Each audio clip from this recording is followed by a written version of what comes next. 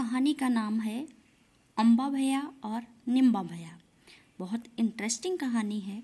यह बच्चे सुनेंगे तो उनका ध्यान आपकी शिक्षण योजना की तरफ ही जाएगा और वो अच्छे से अपनी योजनाओं में आप सफल हो सकते हैं।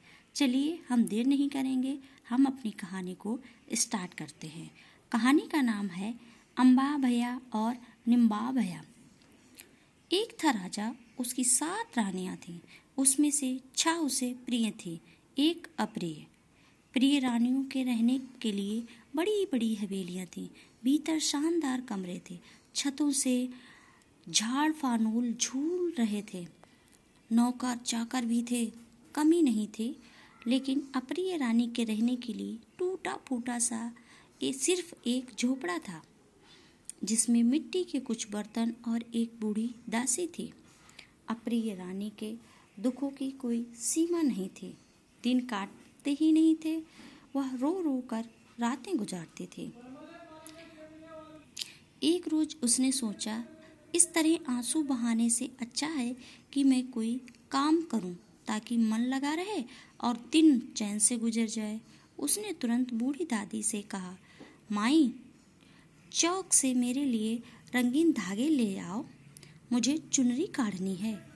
बूढ़ी दासी तरह तरह के रंग बिरंगे धागे ले आई। रानी ने चुनरी काढ़नी शुरू कर दी। वह दिन भर इसी काम में लगी रहती। थक जाने के बाद रात में नींद भी अच्छी आती। उसे पता ही नहीं चलता कि कब दिन बीता और कब रात खत्म हुई।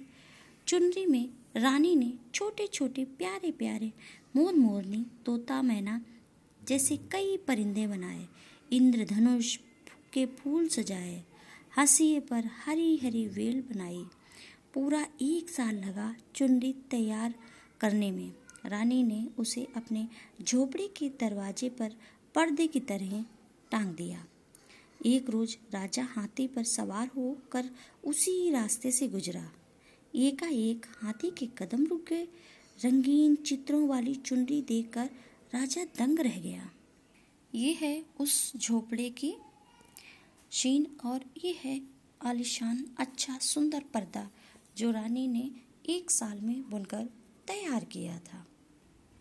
उसने सोचा, भला इतनी बढ़िया चुनरी किसने काढ़ी होगी? ऐसी रंग बिरंगी डिजाइन तो मैंने पहले कभी नहीं देखे। उसने तुरंत सिपाही से कहा, पता लगाओ इस झोपड़े में कौन रहता है। राजा महल में पहुंचा। तब तक उसे पता चला कि वह झोपड़ा अप्रिय रानी का है और चुनरी भी उसी ने काढ़ी है। वह चुनरी कमाल चुनरी, दिल में करे धमाल चुनरी। राजा उस पर प्रसन्न हो गया। अब वह रोजाना उसके घर जाने लगा। कभी कभी वह उसके साथ भोजन भी कर लेता। धीरे धीरे अपनी चहेती रानियों को भूल ही गया।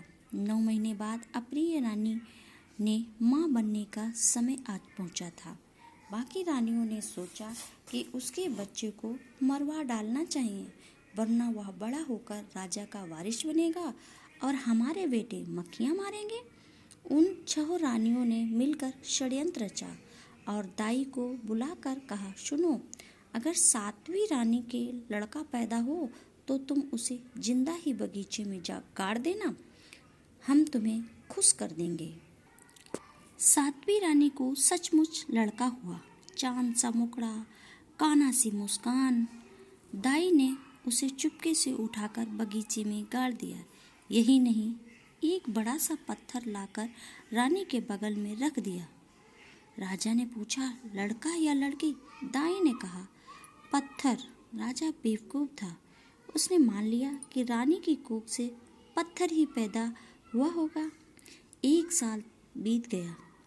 रानी को एक और बेटा हुआ, पहले से अधिक सुंदर, काना से घुंघराले बालों वाला। लेकिन दाई उसे भी बगीचे में गाड़ आई। थोड़ी देर बाद राजा आया। उसने उत्सुकता से पूछा, लड़का या लड़की? जवाब वही मिला, पत्थर। समय के साथ रानी ने 6 राजकुमारों और 1 राजकुमारी को जन्म दिया। सब राजकुमारों ने से बढ़कर एक राजकुमारी इंद्र की अप्सरा समान थी, लेकिन दाई के दिल में दया कैसी। वह तो एक के बाद सबको बगीचे में गाड़ती गई। साल भर बाद बगीचे में 7 पेड़ उगे, 6 आम के और 1 नीम के और 1 इलायची का, 6 भाइयों के और 1 बहन का। एक रोज सवेरे सवेरे माली बगीचे में सफाई कर रहा था, तभी उसकी झाड़ू इलायची के पेड़ को छू गई। पेड़ डोलने लगा, डोलते डोलते कहने लगा, अरे रे अम्बैया भैया, रे निम्बैया भैया, कौन डुलावे इलायची बहना को दया। आम का पेड़ बोला, प्यारी प्यारी हमारी गुड़िया रानी, ए है माली हम सबको पिलावे पानी।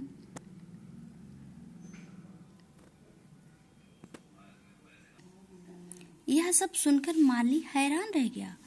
होश में आया तो दौड़कर चौकीदार के पास पहुंचा, फिर बोला, गजब हो गया, पेड़ आपस में बात कर रहे हैं। यकीन न हो तो खुद चलकर सुन लो।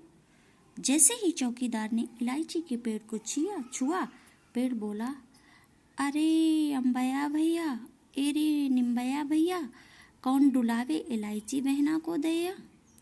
इस बार नीम बोला, प्यारी प्यारी हमारी गुड़िया रानी, ये है चौकीदार करे हमारी रखवाली। चौकीदार ने सोचा, ये तो सचमुच चमत्कार है। उसने जाकर थानेदार से कहा। थानेदार के साथ भी वही हुआ। थानेदार ने दीवान से कहा।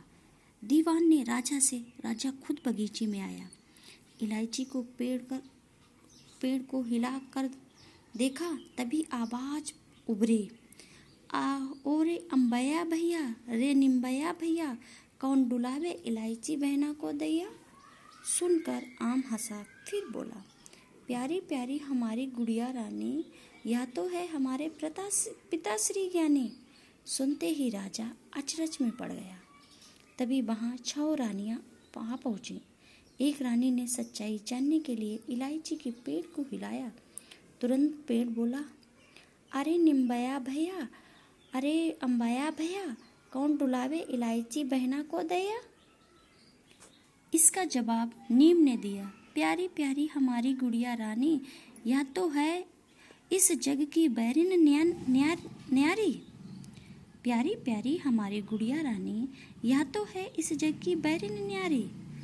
अब तक वहाँ 7वीं रानी आ पहुँची थी। अब बारी भी उसी की थी। उसने हैरान हौले से इलायची के पेड़ को छुआ। तुरंत आवाज उठी, ओरे अम्बा भैया, रे निम्बा भैया, कौन डुलावे इलायची बहना को दया। आम के पेड़ ने खुशी खुशी जवाब दिया, प्यारी प्यारी हमारी गुड़िया रानी, यह तो है मम्मी परियों की रानी। 7वीं रानी एक बार ही चहक उठी, अरे यह तो मेरी संतान बोल रही है। राजा ने सोचा, आखिर बात क्या है, इसका राज क्या है। उसने दाई को बुलवाया और डांट कर कहा, अगर सारी बात सच सच नहीं बताओगी तो मार मार कर तुम्हारा कचूमर बना दूंगा। दाई ने सबको सच सच बता दिया। तभी असली चमत्कार हुआ। आम और नीम के पेड़ में से भाई निकले और इलायची के पेड़ में से बहन निकली। सबकी खुशी का ठिकाना नहीं रहा। दूध का दूध और पानी का पानी सामने आ गया। राजा ने उसी दिन 6 रानियों का सिर मुड़वाकर ऊपर चूना पुतवाकर और नगर से बाहर खदेड़ दिया। फिर राजा ने 7वीं रानी को बच्चों सहित शानदार हवेली में बसाया। इस कहानी से हमें ये सीख मिलती है कि हम किसी के साथ अन्याय नहीं कर सकते। हमारे हक का हमको मिलेगा, लेकिन हमको किसी दूसरे का हक नहीं छीनना चाहिए। इसमें जो 7 रानियां थीं, उसमें से एक रानी अच्छी और गुणवान थी और 7 रानियां थीं वह एक दूसरे से नफरत करते थे। नफरत की वजह से ही उन्होंने उस प्यारी रानी के सभी बच्चों को बाग में दफनवा दिया था। लेकिन असली में तो वह बहुत क्रूर रानियां थीं। इस तरह से हमें क्रूरता से नहीं, प्रेम से किसी समस्या का हल निकालना चाहिए। लास्ट में हमें यही कहना होगा, हम यही कहना चाहेंगे कि हमें किसी दूसरे के प्रति नफ़रत नहीं रखनी चाहिए। हमें अपना कर्तव्य निभाना चाहिए और जैसा हम करेंगे वैसा ही हम भरेंगे। कहने का मतलब है कि अगर हमने नीम का पेड़ बोया है तो नीम उगेगा, और बबूल का बोएंगे तो बबूल आएगा। जैसा करेंगे वैसा हमको फल मिलेगा। धन्यवाद।